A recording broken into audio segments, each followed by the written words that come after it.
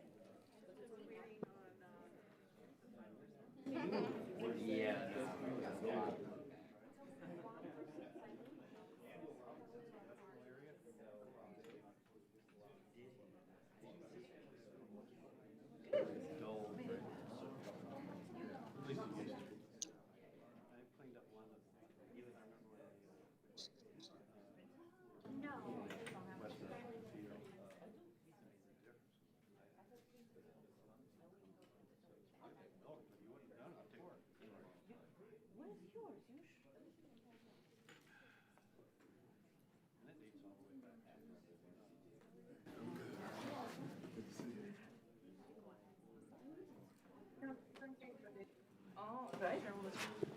Like me?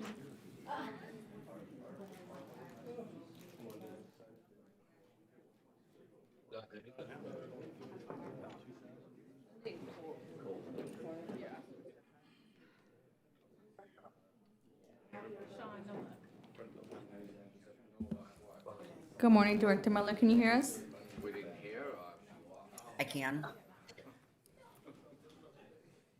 Can you hear me okay? Yes, thank you. Fantastic.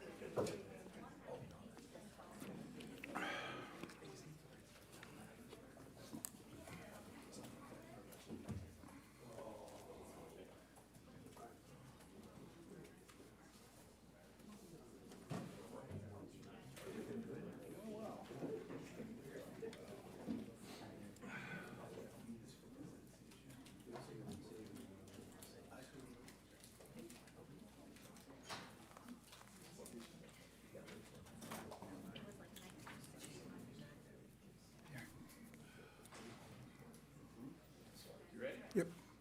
You ready to go? Stand by. In 3, 2. Good morning. I'm Councilmember Gil Schussler, Chair of the HART Board Chair. Please silence all electronic devices for the duration of the meeting. Welcome to the February 2nd, 2026 Board of Directors regular meeting, which is now called to order.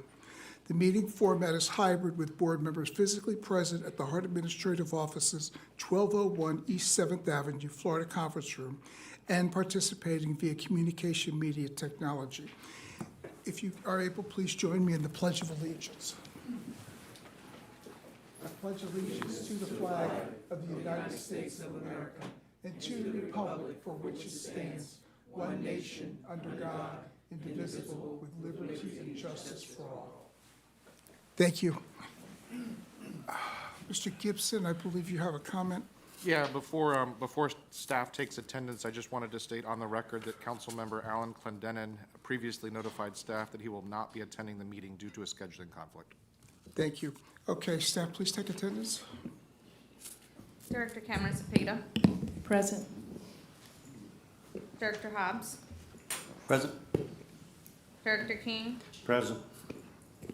Director Knight. Present. Director McAlpatrick. Present. Director Mechanic. Here. Director Miller. Here? Director Myers. Here. Director Niebrick, Here. Chair Schisler, Here. Director Viera, Here. Director Williams, Here. Director Wastel. Here. You do have a quorum. Thank you very much. Next, we have public comment, which we will start with a statement from Board Counsel, Mr. Jeffrey Gibson. Thank Mr. you. Gibson. Members of the public have the right to speak on any relevant issue during the public comment process. However, certain items may be rooted in contract, pending legal recourse, or prohibited by this board's policy, which prohibits involvement by this board in the normal employer-employee relationship between the CEO and any other employee or employee union of HART. While the public could address those matters, board members are advised not to discuss them during this meeting. Thank you, Mr. Gibson. The HART Board of Directors welcomes comments from citizens about any issue or concern. Your opinions are valued in terms of providing input to the board members. When addressing the board, comments shall not be directed personally against a board member or staff member, but rather directed at the issues. This provides a mutual respect between board members, staff, and the public. The board has set aside a 30-minute period for public comment as stated in Board Policy 2014A. The chair will call on speakers by name in order in which the requests to speak have been given and received. When addressing the board, please state your name and speak clearly. Up to 3 minutes will be allowed for each speaker. Please refrain from any discussion on any matter brought up during public comment until after the public comment has been completed. I do have one comment from Mr. John Green.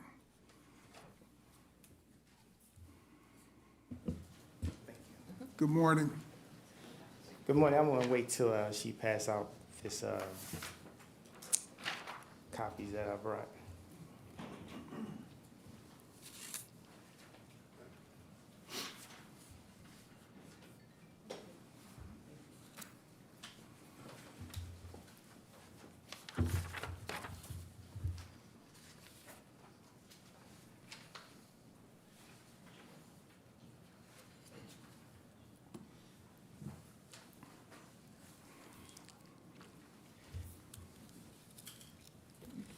Okay, during the last meeting, it was mentioned that the board wouldn't deal with the human resources issues, so I brought the book.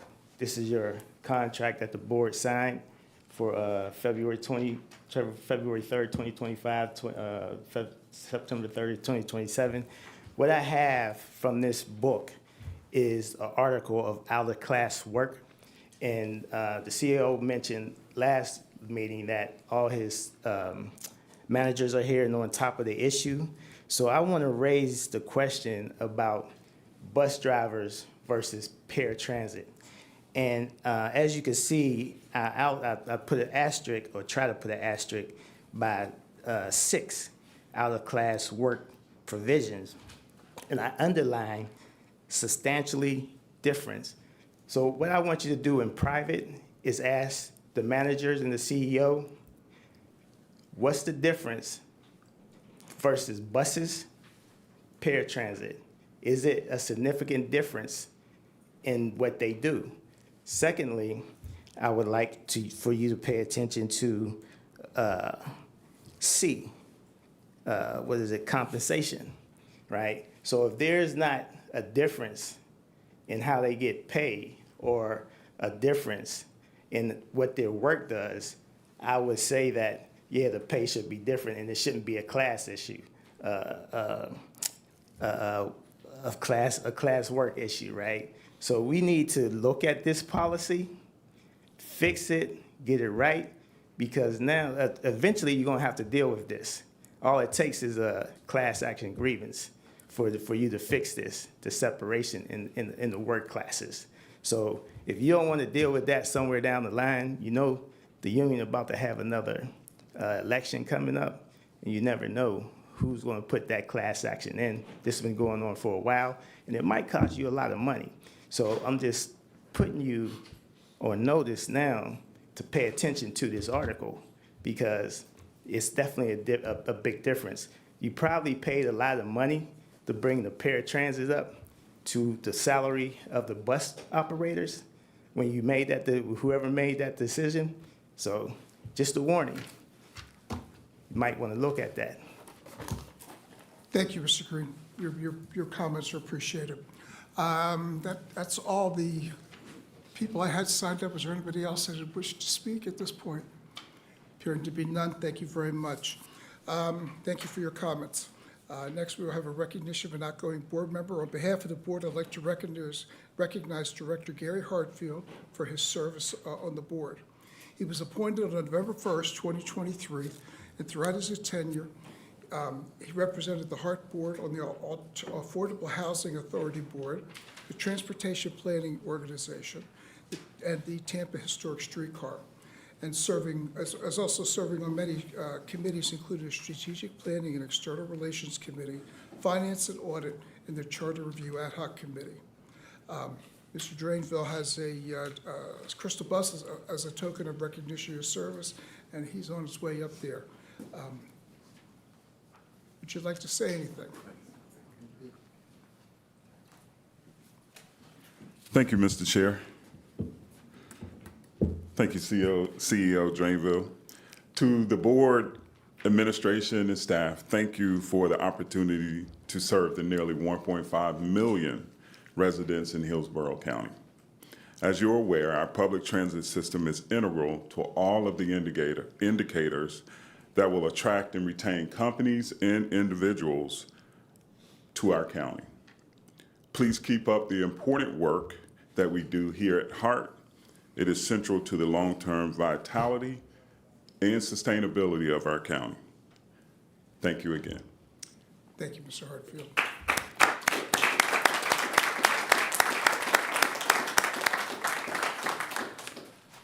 Okay, next in the election of a HART Board member to the HART Board Vice Chair. Pardon me? Oh, I'm sorry. I apologize. Yes. Is there anybody who would like to get a picture with Mr. Hartfield? The chairs of executive director, and he senator, and we come around. Come on back. Mr. Hartfield, come on up. My apologies.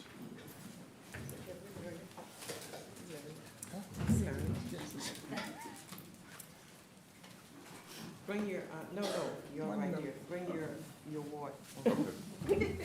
Yes, ma'am. Oh, all right. Are we in the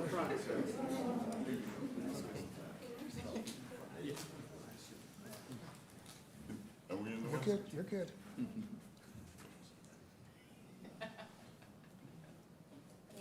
Thank you. Thank you.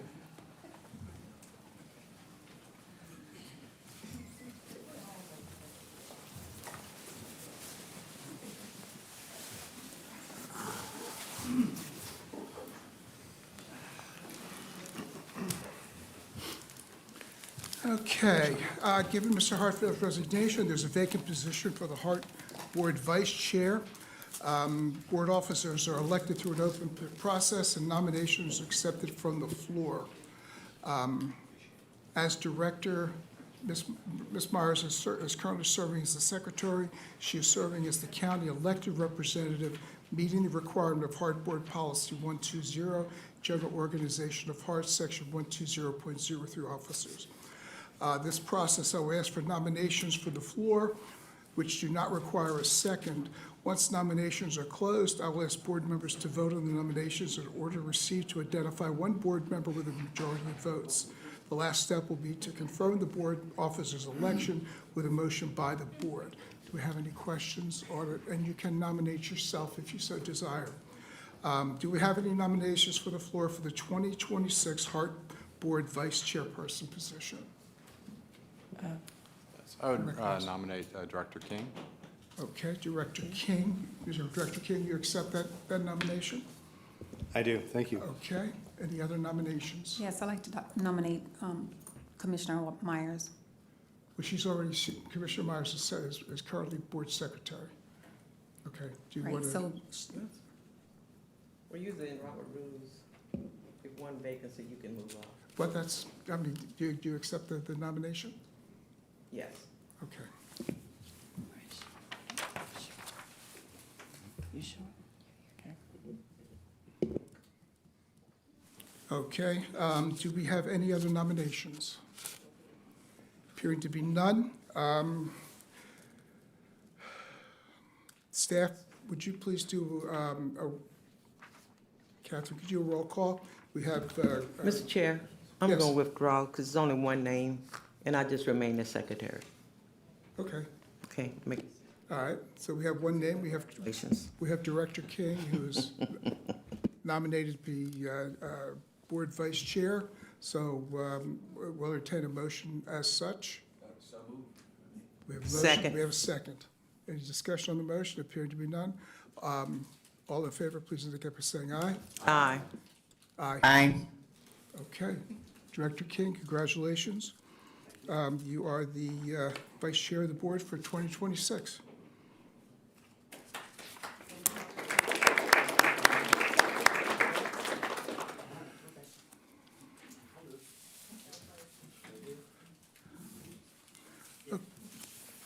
Next on the, next item we'll have are some appointments that have to be made.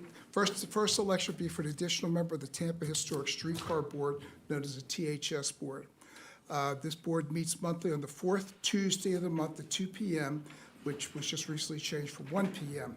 Currently serving as members are Director Melanie Williams and Councilmember Alan Clendenin. Are there any members who wish to be nominated, or any nominations, or anybody who wishes to volunteer for that position? Pardon me? The streetcar. This is the Historic Streetcar Commission.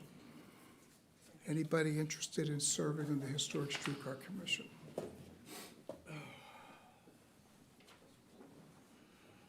Anybody want to Mr. Chair. nominate somebody for serving on the Historic Streetcar? Ms. Williams, you're a regular or you alternate? You regular? How many regulars do we need?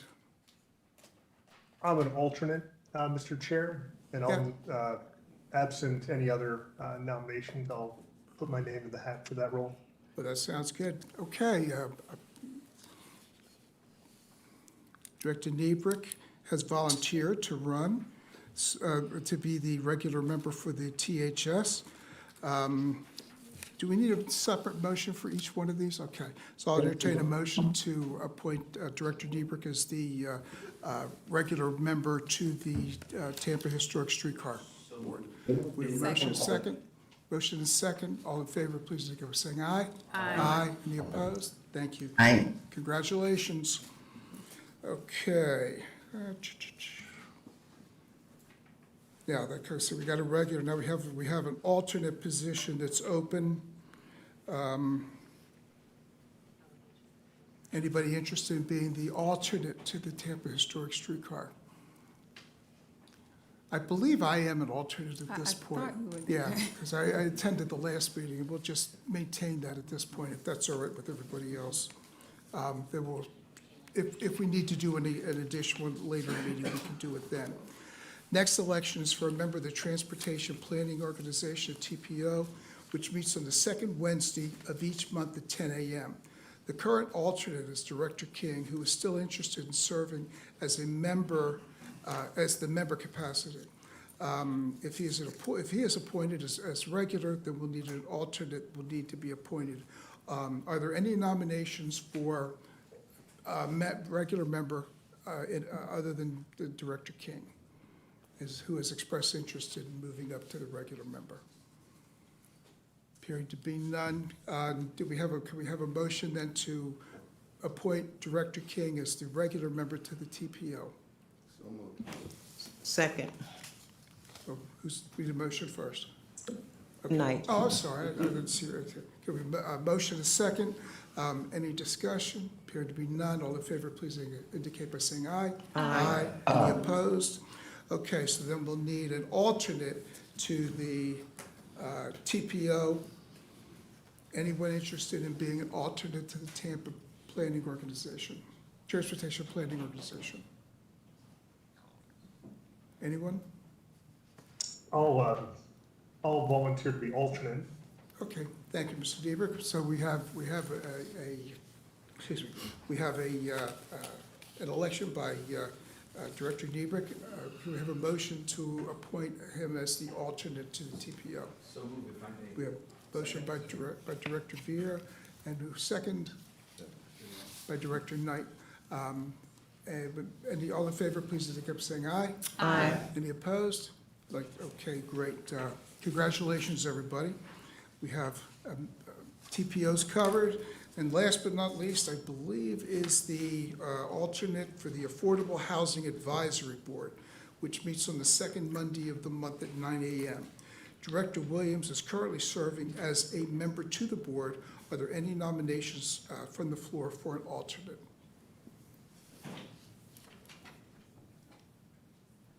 Do we have any nominations? Anybody willing to do it? Okay, well, Mr. Chair, we'll be well represented because I serve as chair of the board, Okay, so we can get Okay. any information we need back to us. okay, sounds good. Thank you. All right, maybe we can twist somebody's arm between now and the next meeting. So we will just stay that. Is that okay, Mr. Gibson? Okay, very good. Okay, thank you very much, everybody. This concludes the appointments for the full board. Next agenda item is the approval of the meeting minutes for January 5th, 2026 for the Board of Directors regular meeting. Everybody should have an opportunity to review. Is there a motion to approve the minutes? So moved. Second. Motion is second. All in favor, please indicate by saying aye. Aye. Aye. Opposed? Okay, motion passes. Thank you. Next, we have an adoption of revisions to HART Board policies. HART Board Counsel Gibson, you are recognized to introduce this agenda item. Thank you. Through the chair, in accordance with HART Board Policy 320.01, procedure for amendment of policies, the board may, from time to time, amend the policies or other procedures. This is a review meeting to discuss the proposed changes to the HART Board Policy Section 500 procurement policies, specifically 510.01 procurement manual, and form a recommendation to proceed with adoption. Ms. Zickenfuss, Director of Procurement, will provide more details about the proposed changes. Good morning. Good morning. Chair, board members, Mr. Drainville, Kathy Zickenfuss, Director of Procurement for the record. So there are 5 proposed revisions to the procurement manual, and I will go over them. First is to add a special exemption to 2-305 for litigation expense or professional legal services to include but not limited to court reporters, process servers, subpoena services, expert witnesses, and surveillance. And the second amendment is to add paragraph 2502 to ensure compliance with FTA requirements. The head of the procurement department will conduct an annual review of all applicable federal clauses. This procedure is to be completed by the beginning of each fiscal year for incorporation during the upcoming fiscal year, and serves to identify any new or revised clauses, as well as to confirm that existing clauses are correctly incorporated into the procurement documents.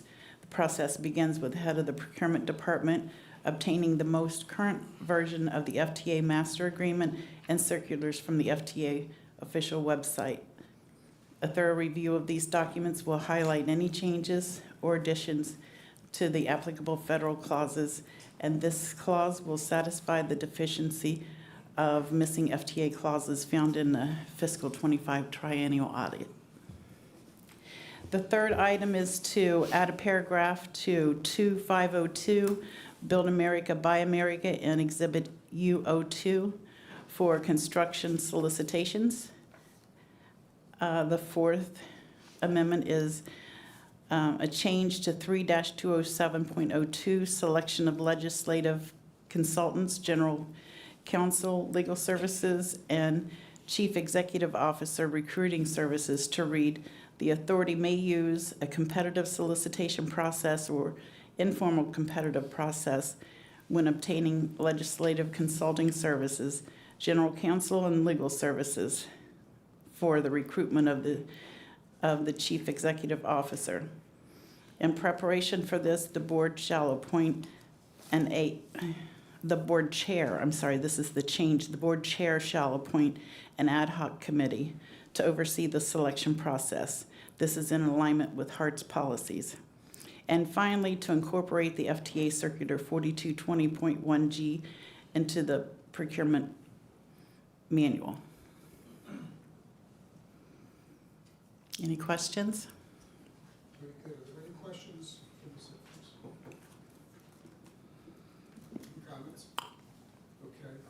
Is there a motion to adopt the revisions to the HART Board Policy 500, procurement policies 510.01, and the procurement manuals presented by staff? Move to approve. Second. You made the motion, you made the approve? Commissioner Myers. Oh, I'm sorry. To the motion and the second, any discussion on the motion? Mr. Chair, if you could use your mic. Shouldn't turn it off. I apologize. We have a motion by Commissioner Myers and a second by Director Hart, Director King. All in favor, please indicate by saying aye. Aye. Like sign, opposed? Okay. Motion carries. Thank you very much. The HART Finance and, next consent agenda, the HART Finance and Audit and Operations and Safety Committee met on January 12th, 2026, and recommended approval of action items 8A through 8F. Are there any questions for staff on the consent agenda items? Appearing to be none, is there a motion to approve the consent agenda? Move to approve. Motion Second. made by Commissioner Myers, seconded by Director King. All in favor, please indicate by saying aye. Any opposed? Aye. Motion passes. Action items of presentations are next, and the HART Strategic Planning and External Relations Committee met on January 12, 2026, to hear a presentation about this action item and recommended approval of it. Mr. Jesus Perez Garcia, Manager of Services Development, you are recognized to present this item. Good morning, sir.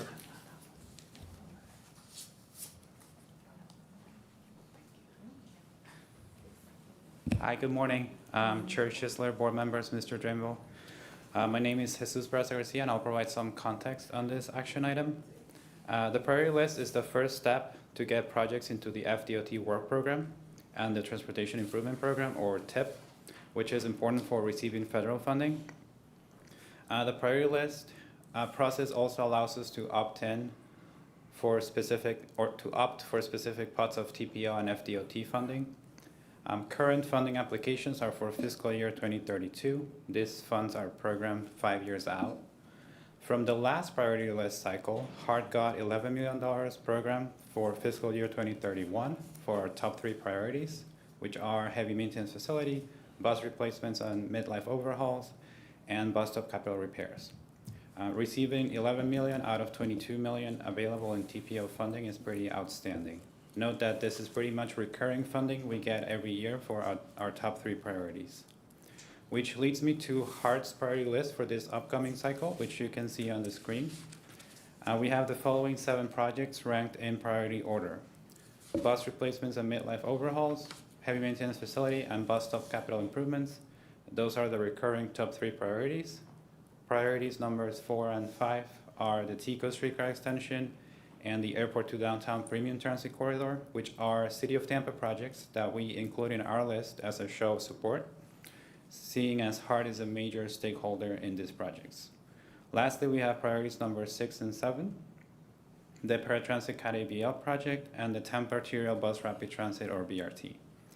After board approval, this letter will be submitted to the TPO by February 20th, along with funding applications. That said, the action before you today is to authorize the CEO to submit the approved fiscal year 2032 list of priority projects to the TPO. Thank you for your time, and I'm happy to take any questions. Okay, do we have any questions?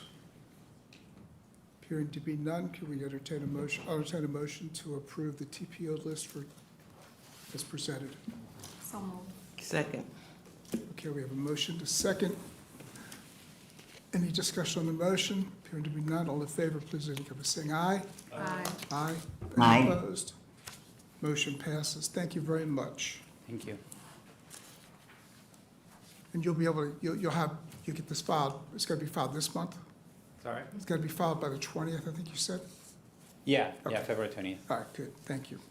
Okay, next we'll have the Chief Executive Officer's report. Mr. Drainville, you're recognized.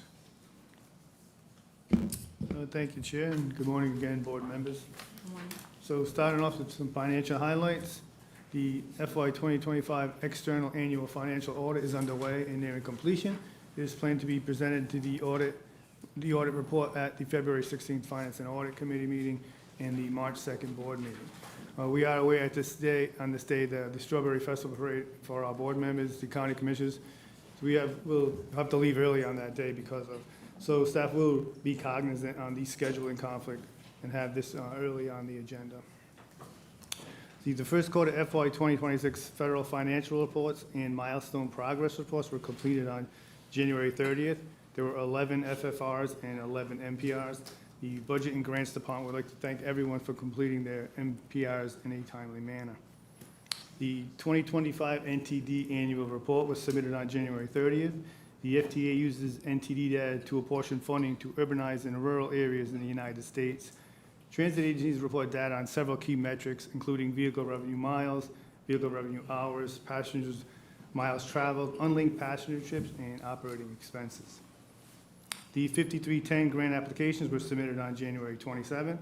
The operating funding request was $3,500,000 to enhance HART's growing customer choice voucher program. The capital funding request was $1,521,180 to replace 10 paratransit vans that have reached the end of their useful life. The budget and grants team collaborated with fleet maintenance operations and other teams to complete these applications. On January 22nd, HART received the signed and executed FDOT grant agreements for the Customer Choice Voucher Program. Moving on to the Build Grant, staff is working in developing the application for the FY 2025-2026 Build Grant that is due by February 24th. As a reminder, HART was successful in its FY 24 application and secured $23.4 million for the maintenance site and facility modernization project. In the last 2 weeks, the Route Maintenance Department installed a new shelter at Gibsonton Drive and Gibsonton Street, serving District 4. A developer funded the cost for the shelter and concrete pad through a land development agreement. One new shelter at Bloomingdale Ave and Super Target, serving Route 8 in District 3. Moving on to employee relations, we continue to offer informational sessions to all our employees. These informational sessions offer the opportunity to receive the latest updates, ask questions, learn about the current and upcoming projects, and strengthen relationships across the organization. These sessions are an important opportunity to show up, listen, and connect, reinforcing the trust and pride that make HART such a meaningful place to work. Our Chief Administrator Officer, Ms. Halliday, and her team developed a robust schedule for the informational sessions in 2026. In January, we had 3 sessions focused on IT, PMO, marketing, and paratransit operations. Moving forward, we will have at least 2 to 3 sessions a month that provide meet and greet opportunities for the finance, administration, operations, maintenance, training, and safety departments, among other functional areas. The safety department met this week with our partners at the Emergency Operations Center, or EOC, and the community services to assist the elderly and unhoused citizens in seeking shelter from the cold weather in the Tampa area. HART was able to assist this vulnerable group with transportation from a local shelter back to the transit center. It is not often that we see the temperature drop so low, but this was a much-needed help. We were happy to assist our community and the EOC. Moving on to community engagement. In January, HART's community engagement team was active across Hillsborough County, proudly representing HART at several community events. On Monday, while honoring Martin Luther King Day, team members attended the 46th annual Toba MLK breakfast. The team also visited the University of Tampa and HCC Brandon campuses to welcome students back from their spring semester. During these visits, staff shared information with students, particularly those new to public transportation, on how to use HART bus service to travel to and from campus. Additionally, on Wednesday, HART represented the 12th annual South Tampa Chamber Breakfast with the Mayor's event. Tampa Mayor Jane Castor addressed attendees and answered questions regarding the city's current initiatives and future plans. Later that afternoon, staff attended the West Shore Alliance membership luncheon, where Tampa International Airport CEO Michael Stevens shared his leadership insights as the guest speaker. And that concludes my report. Thank you. Any questions for Mr. Drainville? I apologize. I appear to have made an error in the execution of the agenda. We do have one more presentation that needs to be made. This presentation given at the January 12th Strategic Planning and External Relations, Mr. Donnie Murray, Manager of Community and Business Engagement, and Manager of Service Development, Mr. Perez Garcia, are recognized to present the June 2026 proposed service changes.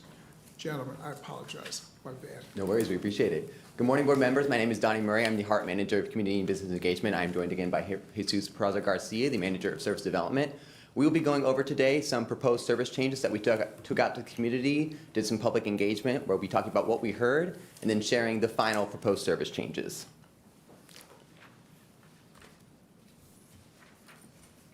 Okay. So a brief recap, we recently finished a comprehensive operational analysis, which was a full review of the HART system, looking at how do we make HART more efficient and effective. This plan resulted in some short-term service changes. We took those changes and those recommendations and took them out to the public as a proposed service changes list. Today's presentation will be reviewing what did we hear from the public about these proposed changes, sharing some adjustments we made to the plan based on what we heard from the public. The board is required to approve service changes when they reach a certain threshold as part of HART board policy.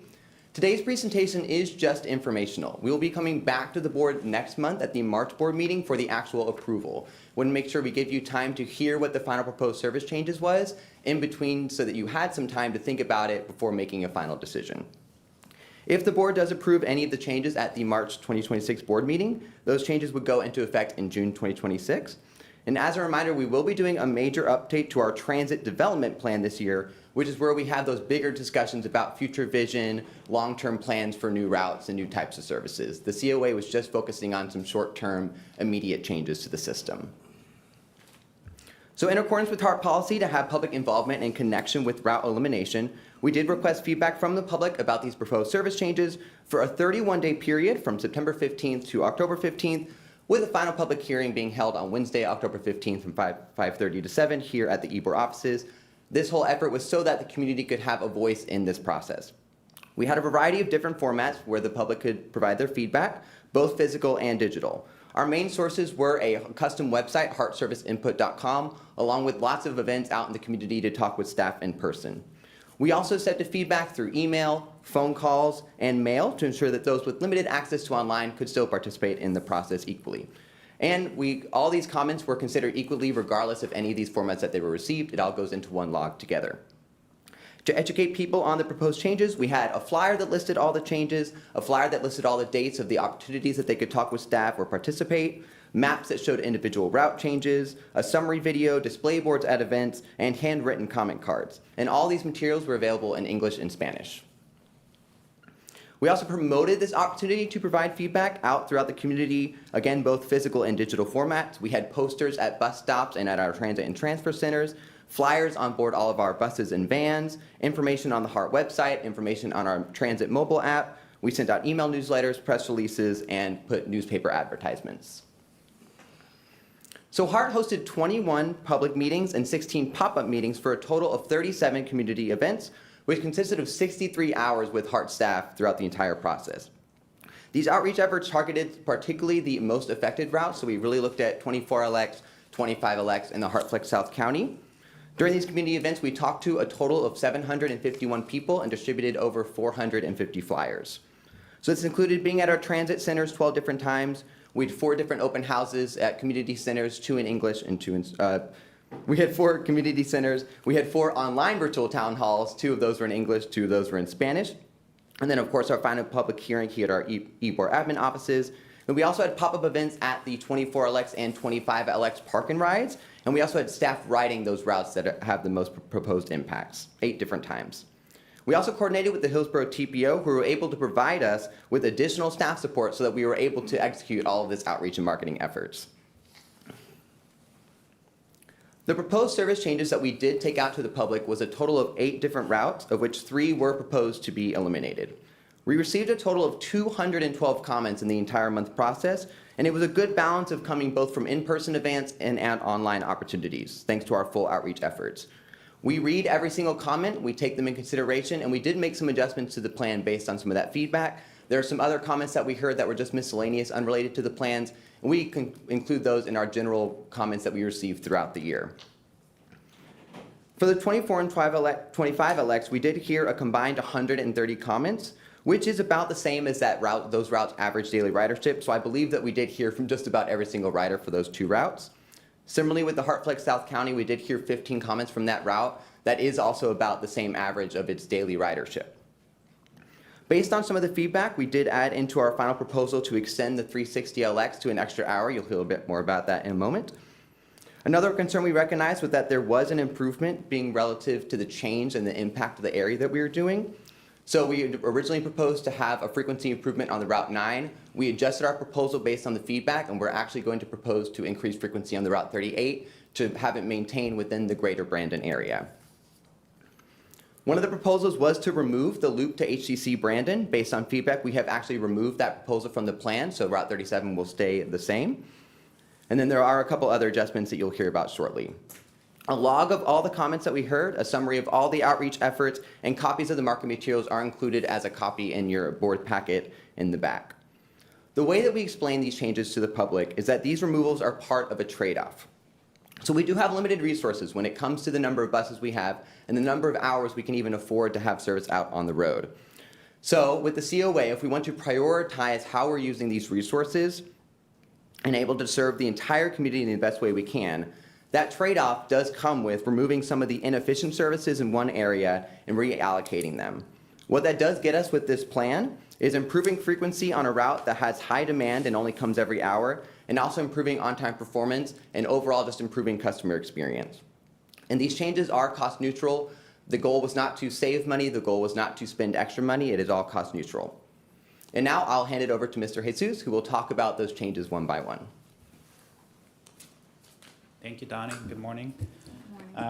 The first proposed service change is the removal of routes 24LX and 25LX, which are limited express routes from the Brandon East County area to downtown and MacDill Air Force Base, with only 3 one-way trips in the morning and 3 one-way trips in the afternoon. There are several reasons behind the proposed removal. First, these 2 routes are among the least productive in the system because they travel long distances without picking up many passengers, particularly along long expressway segments. These routes serve mostly commuter trips for one primary employer, the Air Force Base, and some downtown workers.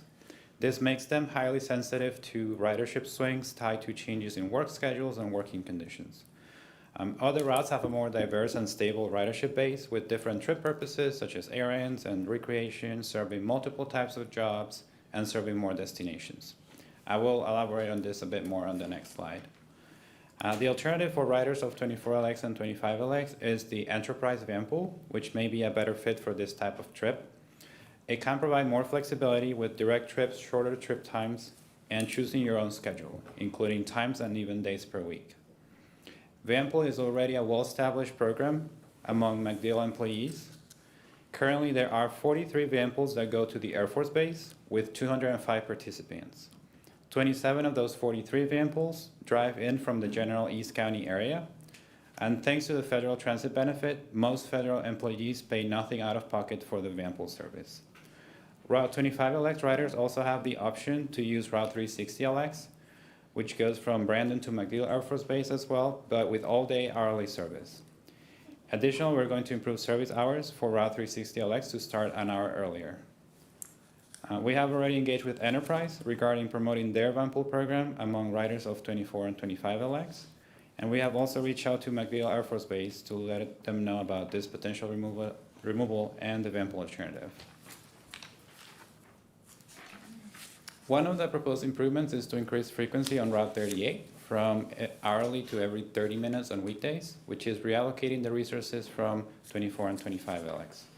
The initial proposal was to increase frequency on Route 9, but we chose Route 38 instead so that those resources will go back into the greater Brandon area in a way that serves more people better. Route 38 serves Mango and Brandon, and it is 100% within unincorporated Hillsborough County. All Brandon routes are currently hourly, as seen on the image in purple, so this will be a significant improvement for the area. Route 38 is a high ridership route, and out of all our hourly routes, it is the most productive. Also, Route 38 buses are regularly full. Data shows this route has high loads, and we sometimes get comments from operators about limited wheelchair space. All of this considered, there's a strong need throughout the day for higher frequency on this route and in this area. Additionally, Route 38 serves workers from several industries, including service workers, retail, healthcare, and the casino, to name a few. Going back to route removals, we have a third one, HART South County. This is the least productive route in the whole system. On average, it only carries one person per trip for a total daily of 30 rides, which means this service costs HART $60 per ride, whereas the average cost of a bus trip is only $9. There are many factors that hinder the success of this service. It is hard and unsafe to walk in this area, for one. Also, the landscape is dominated by gated communities and a fragmented street network, which is not prone for typical transit service. Also, our technology only allows for a 2-hour advance reservation, which isn't the most convenient for riders looking to get a curb-to-curb trip. For those who qualify, Sunshine Line is an alternative to HART South County. Sunshine Line is an existing door-to-door transportation service for elderly, low-income, and people with disabilities who do not have other transportation options. It is run and operated by Hillsborough County. We have already engaged with Sunshine Line staff, and they are aware they would need to take over some of this service area if the flex goes away. We have also given some thought to a microtransit concept, which is shown on the next slide. The annual operating cost of this conceptual microtransit zone ranges from $1 million to $1.4 million. The cost of microtransit varies based on number of vehicles, response time, and contract rates. Compare that to the operating cost of our current HART Flex at less than $500,000. Also, current service requires only one vehicle in operation, while the microtransit zone would require 4 or 5 vehicles. The reallocation of resources in the COA does not allow to cover that cost. New funding would need to be identified. As such, microtransit is not presented as a viable alternative at this time. Microtransit is just an exploratory conversation. There is no scenario in which a microtransit service would be ready in time for June implementation. The reallocation of resources in the COA does allow for on-time performance improvements to 1 or 2 routes. The exact route will be determined during the scheduling process. There are many factors to consider when choosing which route gets the resources freed up by the route removals and adjustments. Things such as on-time performance data, ridership, operational efficiency, operator feedback, and conditions on the road. This slide shows the bottom OTP performers with the lowest ranked on top. As you can see, Route 7 and 9 are strong candidates to receive these OTP improvements. We hear a lot from operators about the struggles on those 2 routes. Lastly, we are removing the last trip in one direction for Route 7 and 46. This is because these trips have the lowest ridership by trip in the system. Sometimes there is 1 person on board, sometimes the bus is empty. For Route 7, the last eastbound trip would be removed 7 days a week, which is the 11:25 trip departing for Marion Transit Center. For Route 46, it would be the last westbound trip that would be removed 7 days a week, which is the 10:45 trip departing for Brandon Mall. The alternative in both cases is to take the previous trip, which would be the new last trip. Note that these are only schedule changes. There are no routing changes. Now here's a summary of all the service changes, which is the final proposal after public input has been incorporated. We have 3 improvements: more frequency for Route 38, on-time performance improvements for routes to be determined, and an extra morning trip for Route 360LX. We have 3 removals, 24LX, 25LX, and HART South County, and we have adjustments to the schedule of 2 routes, 7 and 46. In total, all of these changes together would gain a projected 200 new rides versus an average of 178 daily rides that would be impacted. With the frequency and on-time performance improvements proposed, a total of 1,900 rides would benefit. As a result, both ridership and customer experience are improved by these changes. Finally, here's a recap of the next steps. This proposal will be discussed with the full board today. After that, this item will come back as an action item to the committee in February and full board in March for final approval.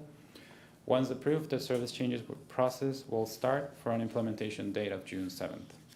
Lastly, the COA will feed into the TDP, which you will hear more about next month as well. With that, we thank you for your time, and we're happy to take any questions. Thank you, sir. Any questions by the board for staff? Yes. I don't have a question. I just want to say thank you. This was a very good overview.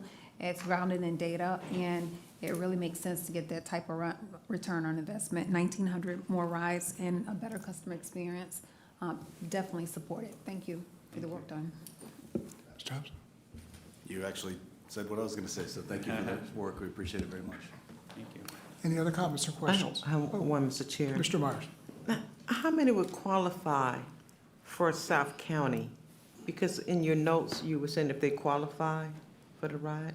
Yeah, so we're looking Sunshine at Line criteria is low-income people with disabilities or seniors, and have no other choice of transportation.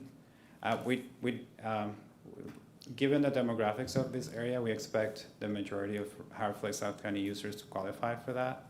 The people we talked to, they were either senior or disabled, and their only transportation choice was HART Flex, so if it goes away, they would qualify for Sunshine Line. So we want to make sure we don't leave anyone behind who does not qualify in riding the bus now. So whatever we have to do, we need to consider making those adjustments. Okay? Yeah, Thank you. Mr. Westel? To that point, you said that HeartFlex South only had about 15 riders. That's why you had 15 on slide 6 of 15. You said that the 15 people against were about the amount of daily riders. Yeah. So it's 15 people we're expecting for Sunshine Line to possibly have to absorb. Yeah, and Okay. if some of them are HART Plus users already, and they would still have HART Plus service, they would be grandfathered. We wouldn't cut HART Plus as well for them. So even less than 15. Okay. Thank you very much. Any other questions or comments? Director King? Thank you, Chair. Just to be clear, no one is going to be left stranded by these changes, correct? No, that's why we propose alternatives, so that people have options even when the services change. And the most drastic changes are going to be to the 24 and 25 LX, correct? Yeah, the removals. Okay. But that ridership will be absorbed by other transportation means. Yeah, we expect them to transition over to Vanpool. Enterprise Vanpool is not a HART service. But it's at no cost to them, though. So the majority of federal employees, they don't pay anything out of pocket for Vanpool. But specifically, these employees, do they pay anything out of pocket? MacDill employees? Correct. No, they would likely qualify, they would qualify for the transit benefit, the federal transit benefit, which is like a stipend they get a month, and they use that towards Vanpool, which pretty much covers the cost. Yeah, I'm just concerned to make sure that people who are at the lower end of the salary ranges in terms of their position in the military, lower enlisted personnel who live out in Riverview and other places because of the relative cost of living there as opposed to anybody else is more beneficial to them, aren't going to be stranded. Yeah, the federal, the transit benefit, it's like a benefits package thing. As an employee, you get that stipend. If you're a non-driver, so if you drive your car to the base, you don't get that stipend. But if you get to the base by other means, you get that stipend, and that you use that towards Vanpool. All right, thank you. Director Hobbs? Thank you. So just kind of following on that line of questioning, so you have the 89 people who opposed it, their information. Is there any way to reach out to them and see how many of them actually get or qualify for that stipend? I don't know how you gather the data, so I'm trying to see if there's a way to figure out. The first half is what we do, yeah. So with all these comments, just about everyone, specifically with the 24 and 25, gave us some sort of contact information. We either have their email or phone number. So our plan was, if any of these changes went into effect, we were definitely going to reach out to them. We'll also be popping up again at the park and rides to be giving them information, partnering with Enterprise, providing them with the Vanpool information, getting them set up and everything like that. We can definitely work with them hand in hand. Again, there's already, I think what it was, like 50 Vanpool programs already operating from Brandon to MacDill Air Force Base. They run 5 days a week. There's different schedules that they follow. So we'll be able to work with them, and there's already pretty pre-established schedules set in place to get them onboarded and figuring out, hey, who do you talk to get your federal transit benefit? How do you make your schedule? How do you find people in your Vanpool? All that to say, yes, we'll be working with them to make sure that we get them into the program, get them all the education that they need. Okay, great. Thank you very much.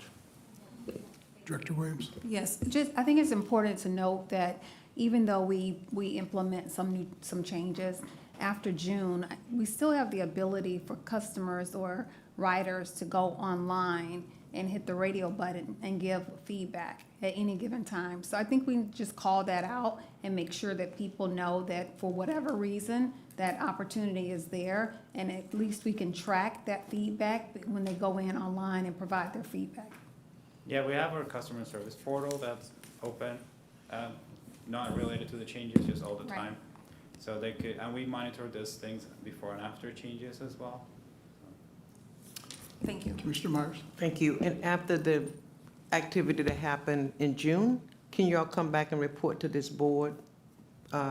Any changes, how many people was able to make the transition in the ridership and et cetera, so we make sure we don't leave anyone out? Yeah. Okay, thank you.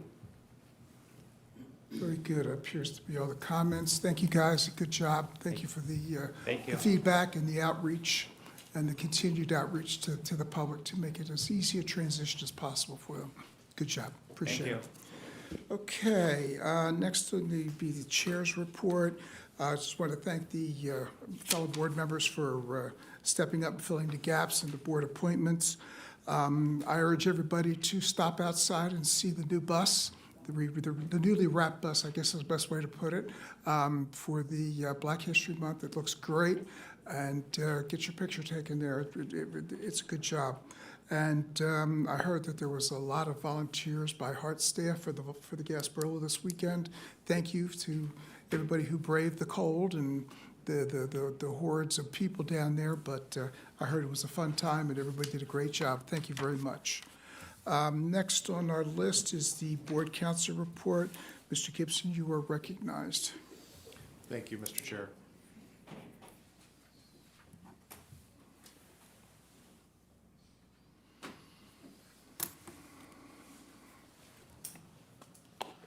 The topic today is the CEO performance-based merit consideration. We previously presented this to the board. The board asked for additional data to be provided. While I'm presenting it, I take no credit in, and the staff did a wonderful job in collecting the data. So our plan is to present that data to you and then allow the board to talk about it.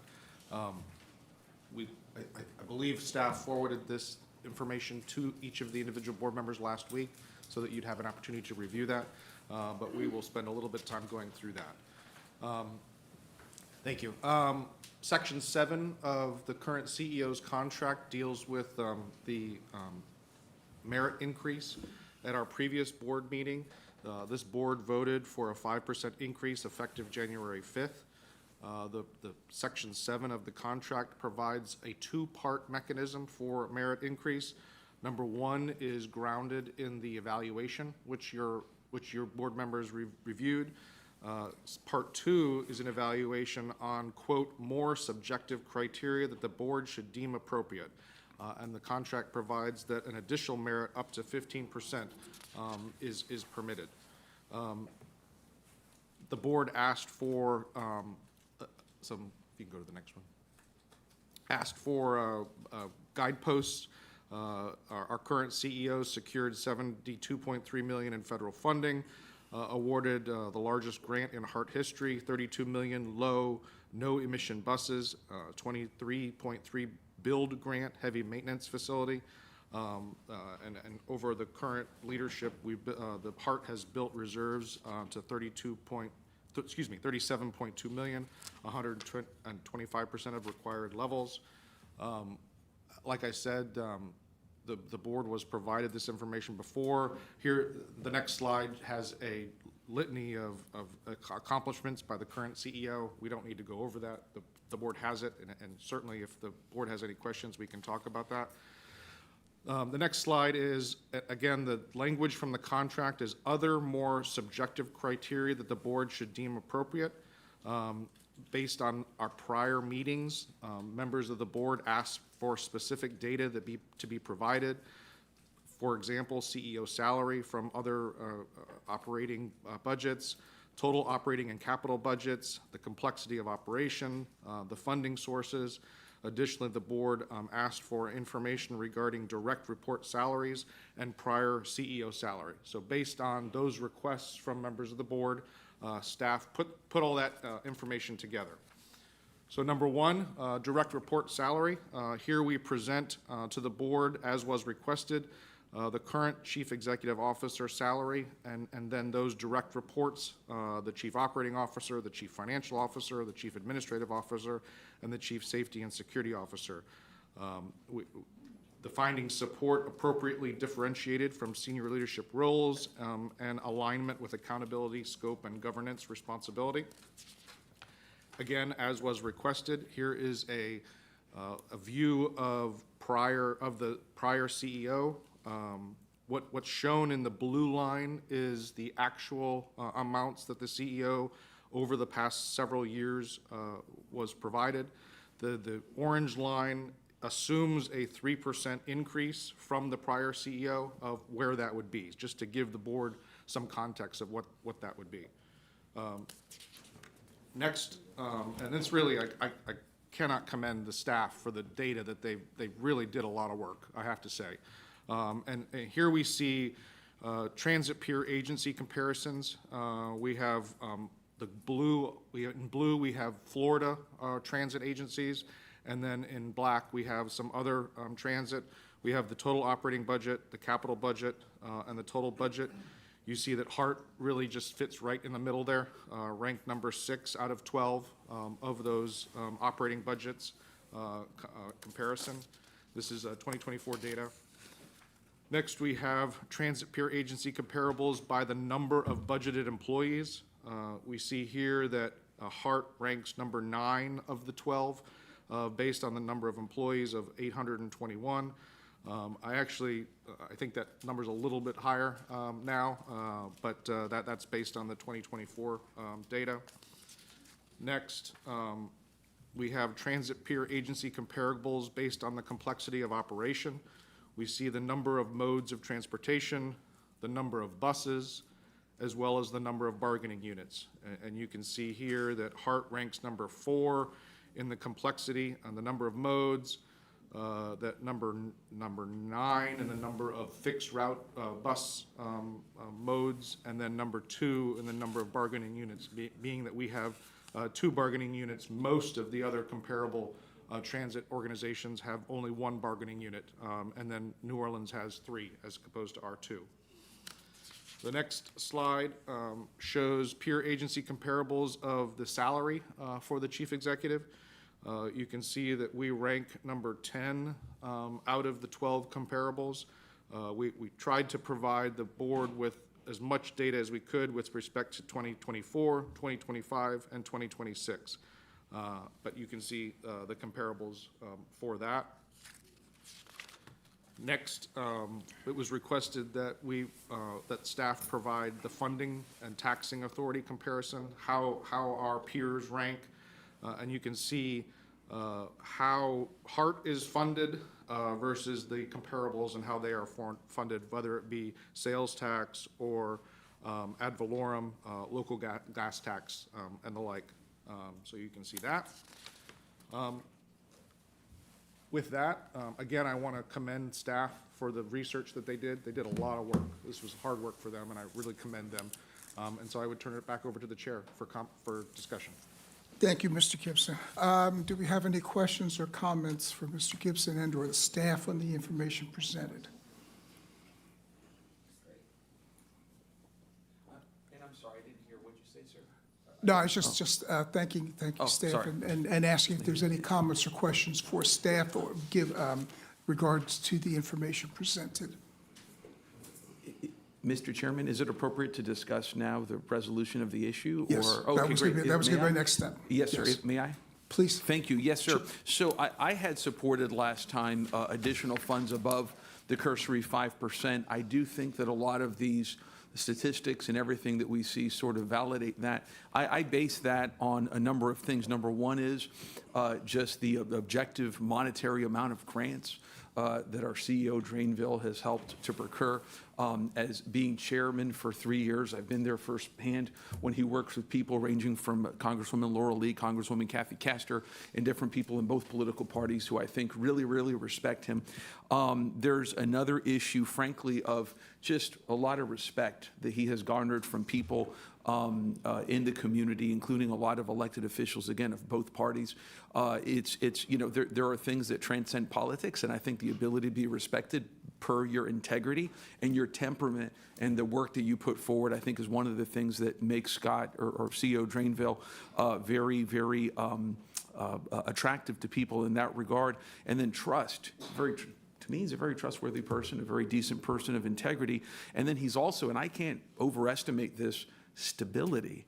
When I first got on this board, we were in the middle of a whole bunch of different transitions, ranging from past CEOs, the penny sales tax in 2018, right? The aftermath and the litigation, penny sales tax in 2022, preemptive litigation gets struck down at a circuit court and so forth. So, I think CEO Drainville has really provided us with some very good stability through some very difficult times, and therefore some level of additional compensation above that 5% that I think is justified by these numbers, as well as just the objective facts and the reputation that I've seen with my own eyes, it certainly warrants it. So that's my view.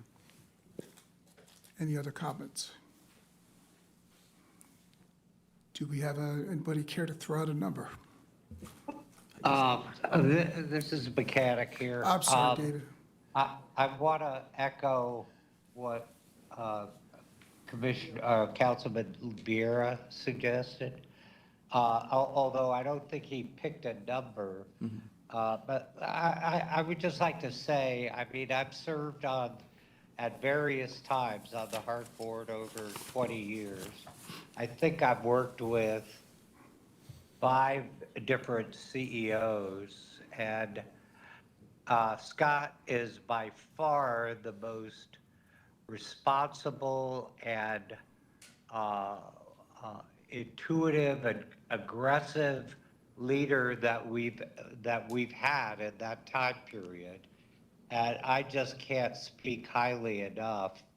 I'm going to suggest a number just to get the ball rolling. I'm going to say I propose, and I'll make this a motion. I move that we allow another 5% on top of the previously approved 5% increase. Thank you. Mr. Chair, may I? And I appreciate Board Member Mechanic's sentiments. I was actually going to say 10%, but whatever is the wish of the board, so long as there's some additional, I'm fine with that. But I think I would be fine with 10%. But Mr. Chair, we have a motion on the floor. Yes. Do we have a motion? Do we have a second? I second the We have a second. 10%. Commissioner Cepeda? Yes. Okay, board discussion? additional.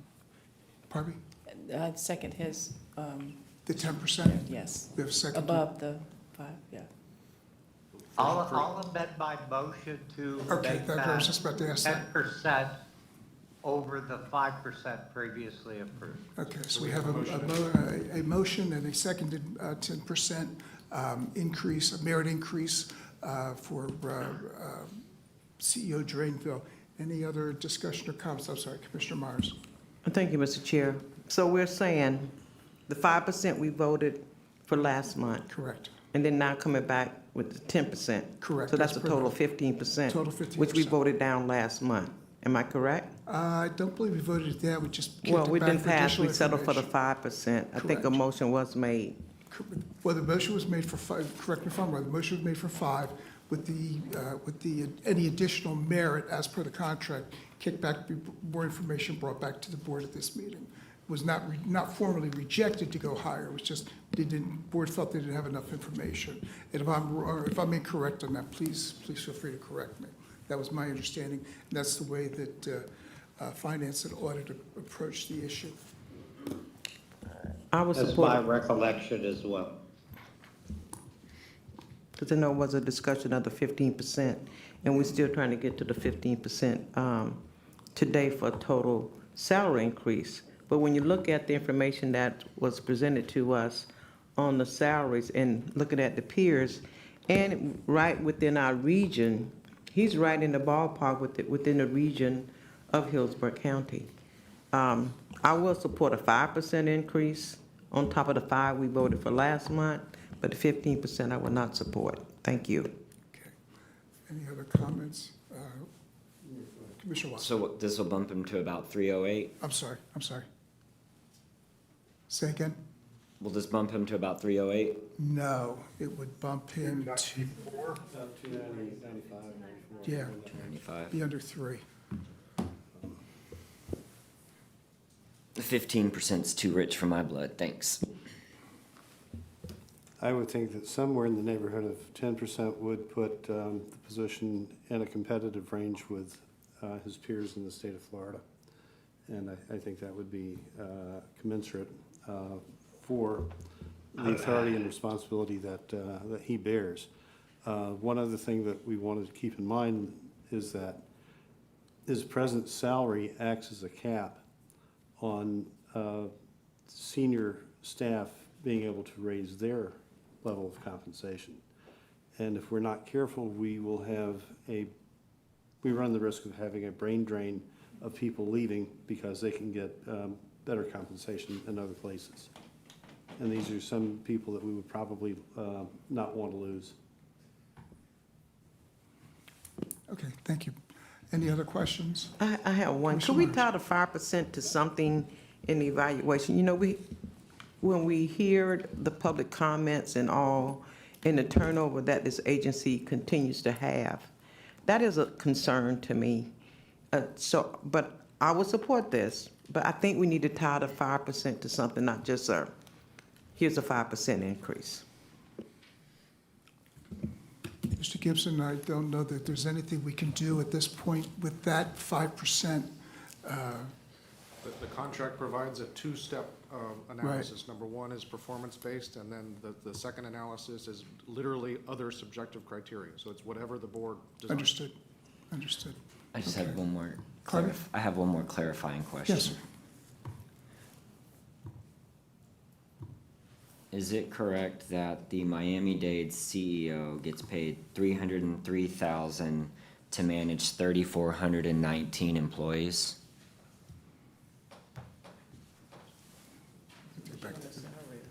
According to slide 9, Miami-Dade Transit, $3,419,000. According to slide 11, Miami-Dade CEO, $303,000. Yes, sir. So I just want to make the point to the board, while that was a rather passionate and emotional speech to advocate for 15% raise, they have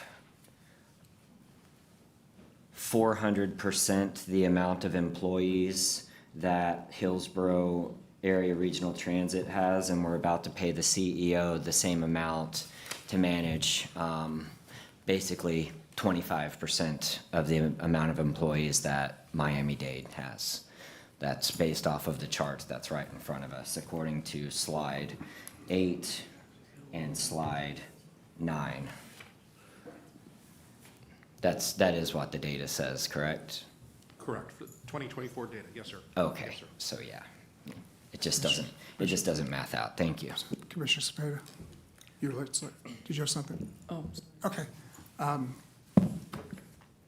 Yes, sir, Mr. Dyke. Okay, so it was said that about 126 employees was hired through HART, Yes, new employees. yes. Can you tell me how many either left or retired? How do you, what happened to get those numbers like that?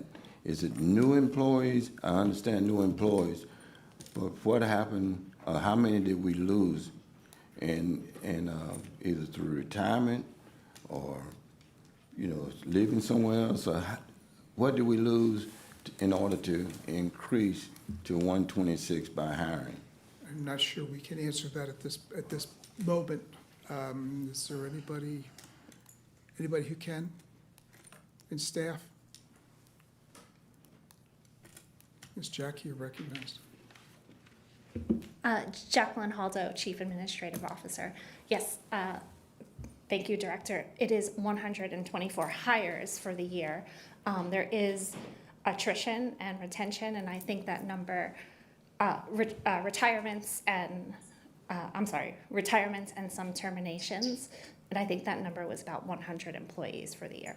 Do you know the breakdown is termination, retirees? I don't have it off the top of my head, but we could get that information for you.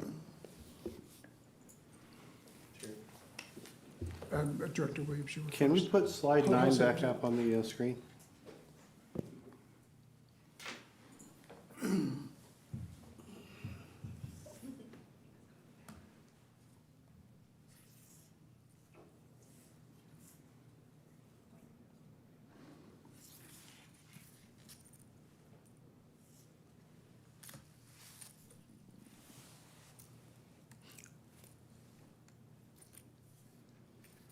Is that 9? Can you go back? One more? 7. Thank you.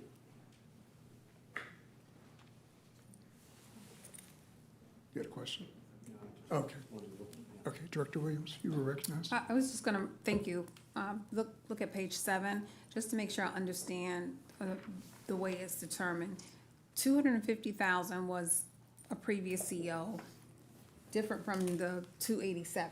Those are two different people, is my understanding. And then we bring in Mr. Drainville at 240, and we move him through to 267.5.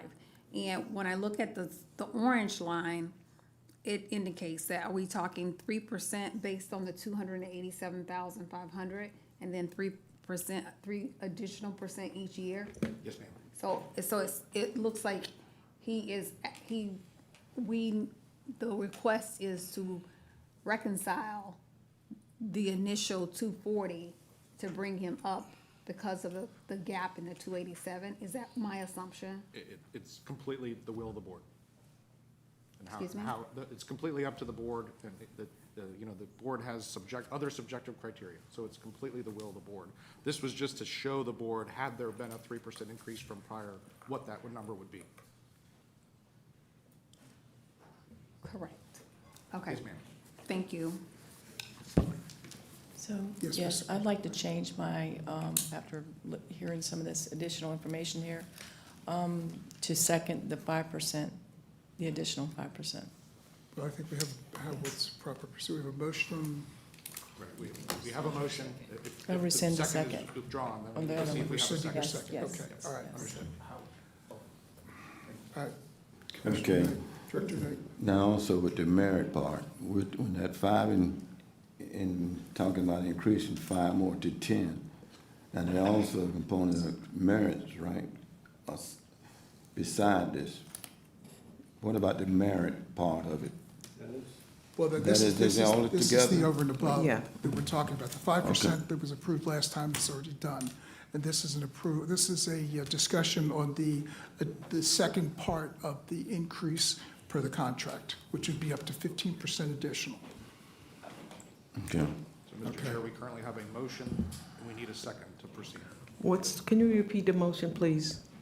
We have a motion by Member Mechanic for a 10% increase, and it's needing a second to move forward. I'll second. May I speak? Please. Thank you. Yes, so, thank you, sir. So I second the 10% still. I think that's proper. However, if this is going to appear to fail, I don't think anybody here wants to vote against our CEO's salary increase. So I would suggest maybe if that 7.5%, if that's something that people are more comfortable with, just throwing it out there. But I do second that. Okay, so what is the current motion? So we have a motion for a 10% increase and a second. Okay, so let's settle this. 5% also from. Do we not also have a motion to amend? We did. Mr. Director Mechanic amended his original motion to the 10% that we now have a second for. Okay. Commissioner Cepeda made a substitute motion as well for 5%. I don't know if she got a second. I think she did. No. You didn't? After the discussion that we had,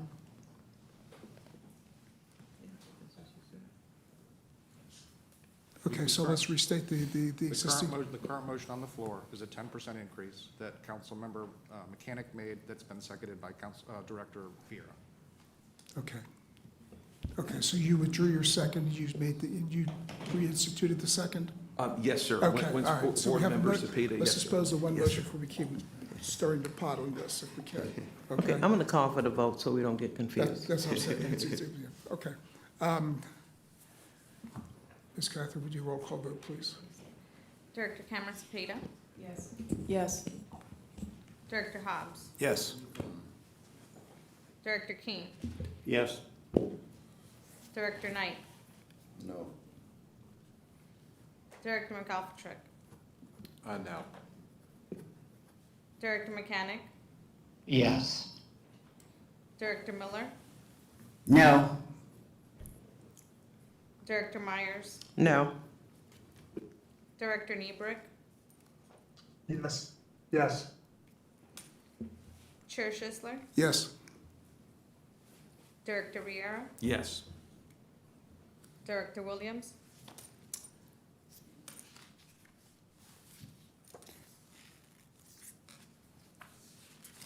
Yes. Director Wostel. No, and Mr. Chair, I believe you have a question.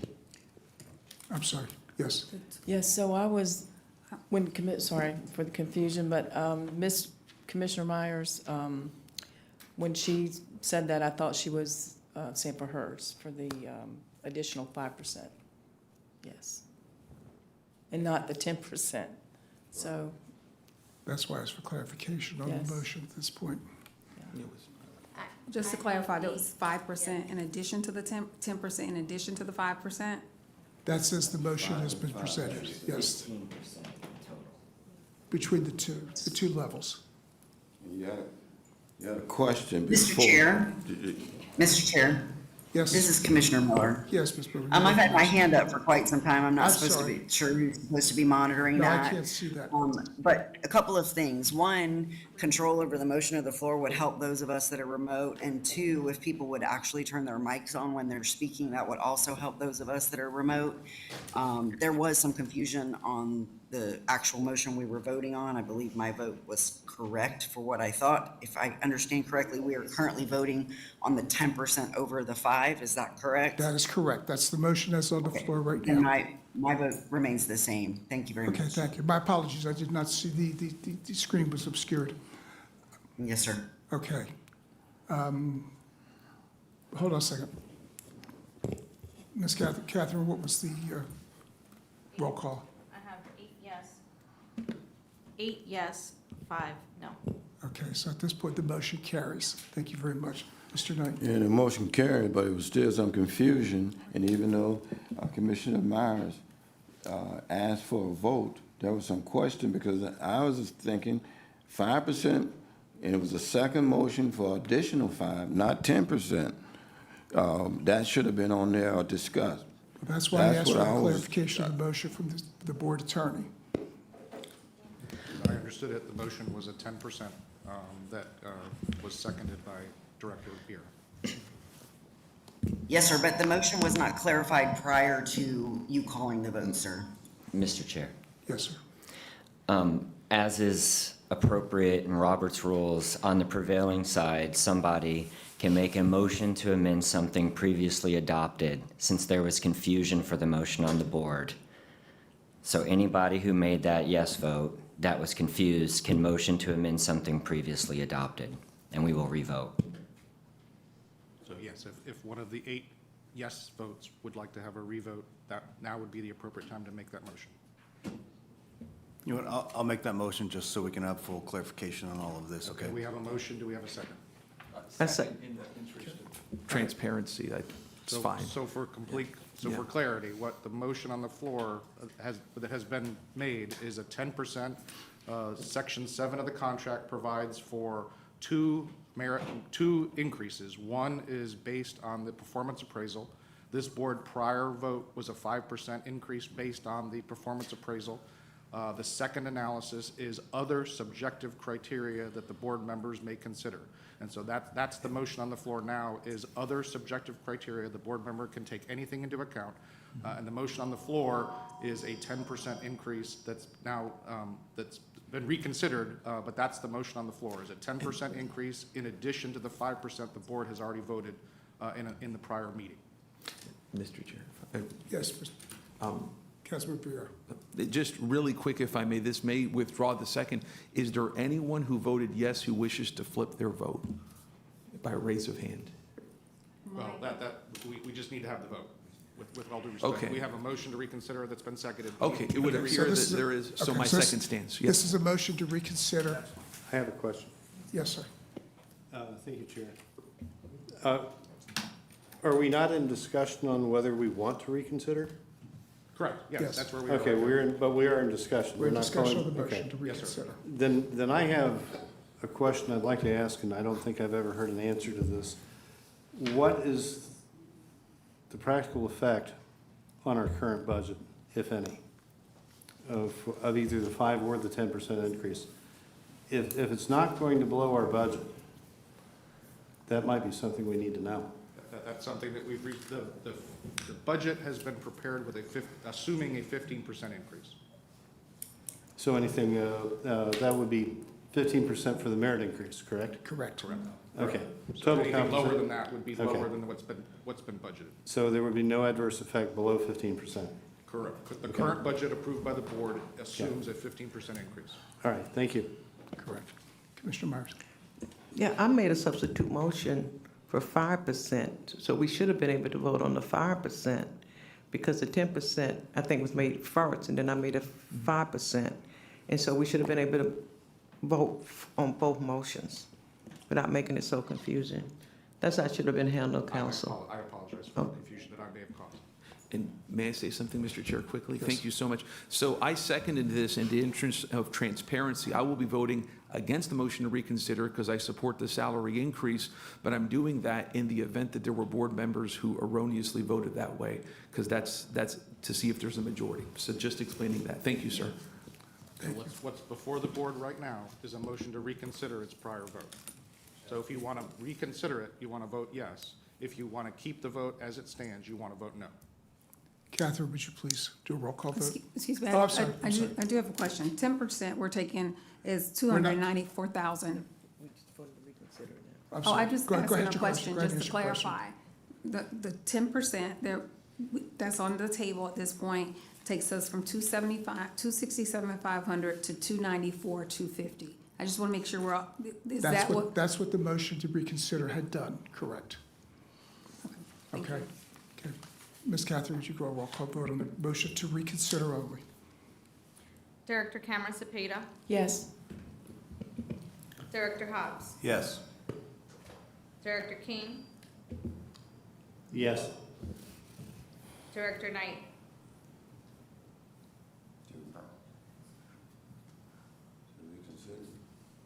So a yes vote would be to reconsider the vote. A no vote would be to Yes. keep the vote as it stands. I'm sorry. Director, Yes. Director McAlpatrick, Yes. Director Mechanic, No. Director Miller, Yes. Director Myers, Yes. Director Niebrick,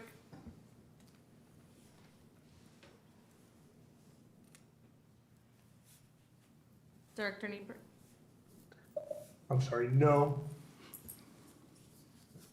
Chair Schistler, No. Director Vieira, No. Director Williams, Yes. Director Wallstall. Yes. Motion passes. Okay. All right, so the motion to reconsider passed, so we will now open the floor back up to a motion to, on what to do with the second portion or the merit increase over the 15% for the CEO. The floor is open to a motion. I have a point of order. I don't know if, may I? Please. Do we now vote on do we reconsider then the 10% now, or is that I what's guess next? I'm sorry, my apologies. Yes, Yes, sir. we reconsider the 10%. Okay. So we have a motion on the floor to reconsider the 10% increase vote. So we have a roll call vote then. Yes. Yes, sir. I mean, I think we've already approved to reconsider. My Right. suggestion would be that rather than voting If we can procedurally, voting again on the 10% motion, that we vote on a different motion that Ms. Myers had indicated. I mean, it seems to me that if that can happen. That's not allowed under Robert's rules. I think we have to reconsider the motion and re-vote on the motion, vote it up or down. We That's currently my have a motion understanding. on the floor that's been reconsidered, so we now have a motion and a second. Unless the maker of the motion wishes to withdraw it, we now have a motion to vote on, which is a 10% increase. Okay. I'm sorry. Thank you, Chair. The motion could also be amended at this point, correct? Absolutely, absolutely. Okay. Ms. Myers? I move for 5% increase. Okay, now Second. do we have to withdraw the original 10% motion first, or just an amendment? If the maker of the motion wishes to amend his motion, we can. Otherwise, we need to have a vote on the 10%, and then another Okay. motion can be had. That's my understanding. Okay, Mr. Mechanic, are you willing to modify your, I believe you made the original motion? No, sir, I have not. So we need a vote on the original motion, and then a substitute motion can then be made. Okay, so we go back to the original motion of 10% on top of the 5%. Okay? Roll call vote, please. Director Cameron Cepeda, No. Director Hobbs, No.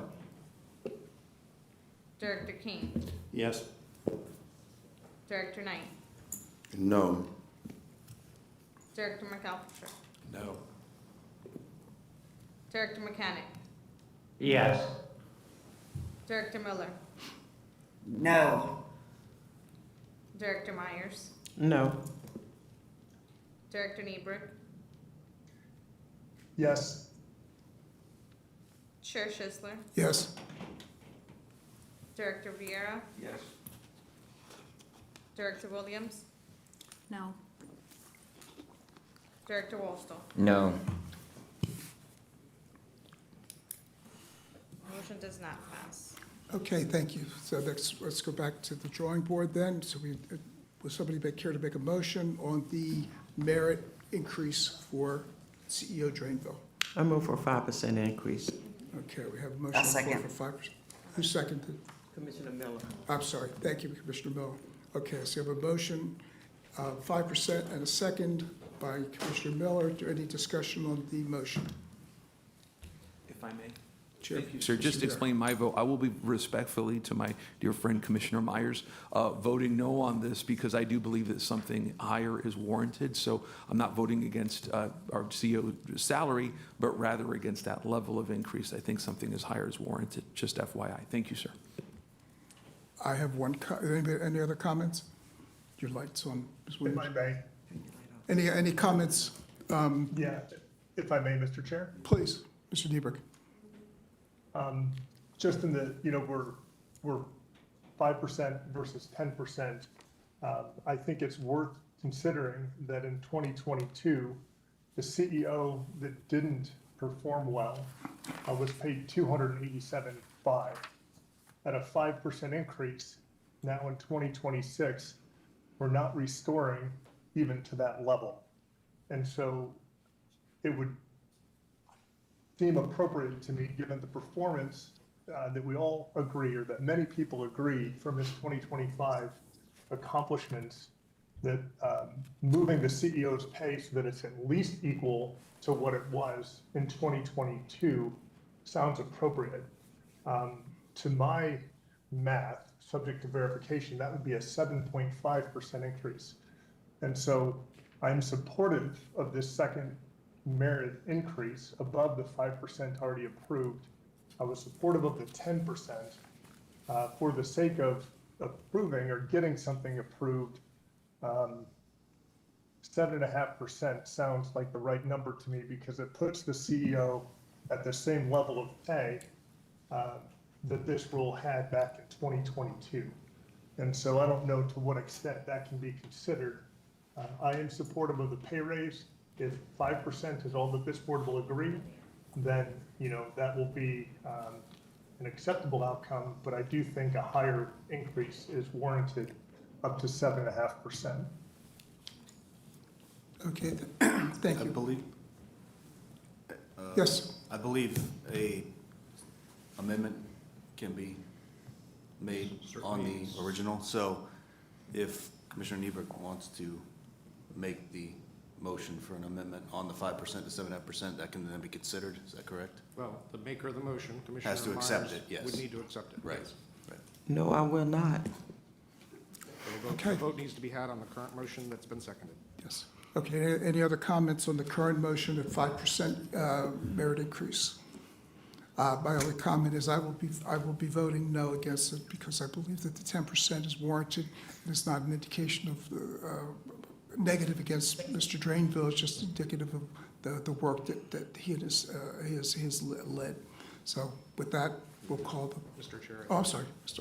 That's okay. I just wanted to make a quick comment to Board Member Niebrick, that it'd be valuable to understand that the past CEO's salary was negotiated with the fact that there was the all for transportation unconstitutional sales tax that was anticipated to drastically increase the amount of annual revenue that was going to be available to the agency, which would have expanded how much they could have had available for revenues and salaries. So I just want you to keep that in mind, that that was a different time with largely different financial variables that were available to the industry. So I will be supporting Commissioner Myers' motion of a 5% additional.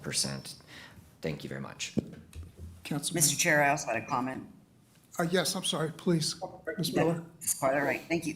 I also wanted to comment, very similar to Commissioner Wustel's remarks, but I wanted Mr. Niebuhr to know, and also our CEO, while it's easy to compare a salary to, say, a previous performance, especially since you're doing such a fabulous job, if you take the facts based on the comparables that were provided to us and take away that factor, I think that that's largely where my vote is coming from. It's not about your performance or, sort of equating it to somebody that came before you. You have to remove that and look at the comparables that were provided to us in the backup data earlier this week. So I will be voting yes on this. Thank you. Okay. Thank you. Anybody else? Okay, very good. Could we have a roll call vote, please? Yes. Director Camera Cepeda, Yes. Director Hobbs, Yes. Director King, No. Director Knight, Yes. Director McCoffertrick, Yes. Director Mechanic, I'm voting yes because I feel he deserves at least the 5%, so yes. Director Miller, Yes. Director Myers, Yes. Director Niebrick, Yes. Chair Schisler, No. Director Vieira, A stubborn no. Director Williams, Yes. Director Wallstall. Yes. Motion passes. Very good, thank you. And this will be retroactive, I believe we agreed to the beginning of the year, the January 5th meeting. Okay, very good, thank you. Okay, next in your package are the HART Board Committee reports under Section 14. And then we have reports from the HART Board representatives in Section 15, and information reports are provided under Section 16. Is there any old business? Commissioner Wostel. In the past, I asked for information about the Tico streetcar naming rights and the monetization of that. Has there been any more progress on that, or do you need an official motion from me? Ms. Bailey, can you speak on that?